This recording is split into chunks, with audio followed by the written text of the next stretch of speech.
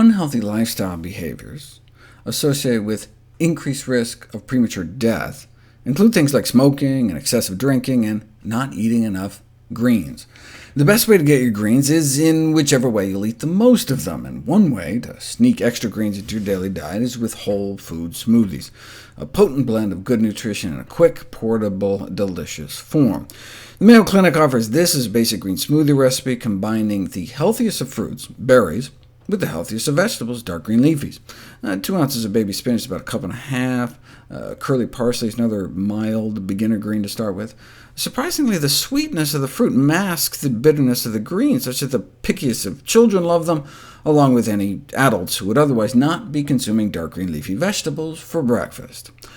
Or even fruit, for that matter. The average teen may only be getting about 1/20th of a serving of fruit otherwise, and loops don't count. But offering smoothies can have a dramatic effect on fruit consumption for students who do not want to take time peeling or chewing fruits. Who doesn't have time to chew a fruit?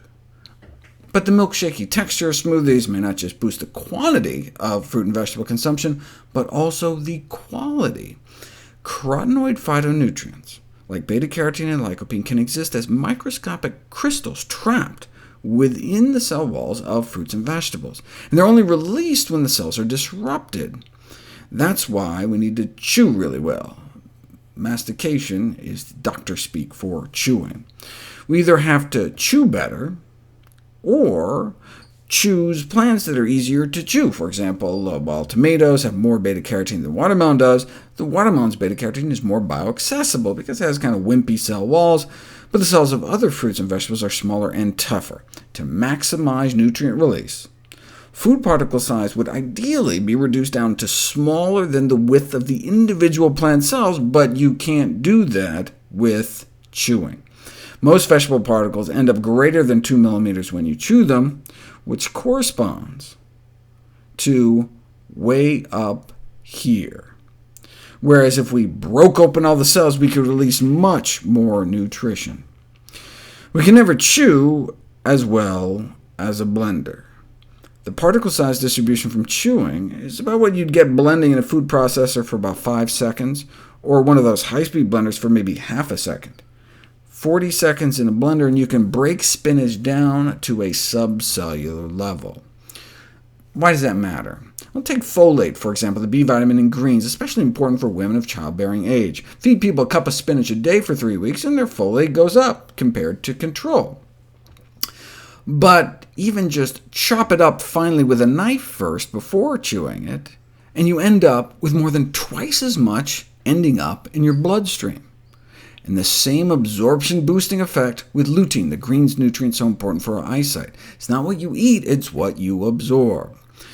But for lutein, the boost was only 14%, so a few extra bites of the whole leaf greens would have gotten you just as much, and some other nutrients, such as vitamin C, aren't affected by pre-chopping at all. And this is less of an issue with cooked vegetables. This is for raw carrots. Boil the carrots for 3 minutes first, and even just regular chewing can release like 10 times more, but not as much as blended. Intense cooking, boiling for 25 minutes, so damages the cell walls that even gulping down large particles can result in significant absorption. But even then, blending may double carotenoid availability, explaining why we may be able to absorb 3 times the alpha and beta-carotene from pureed cooked carrots compared to mashed cooked carrots. So, blending vegetables, raw or cooked, into soup, sauces, and smoothies can maximize nutrient absorption. You went to the store and bought it, or toiled in your garden to grow it, you might as well take full advantage of it. Might there be a downside to enhanced absorption, though? We'll find out next.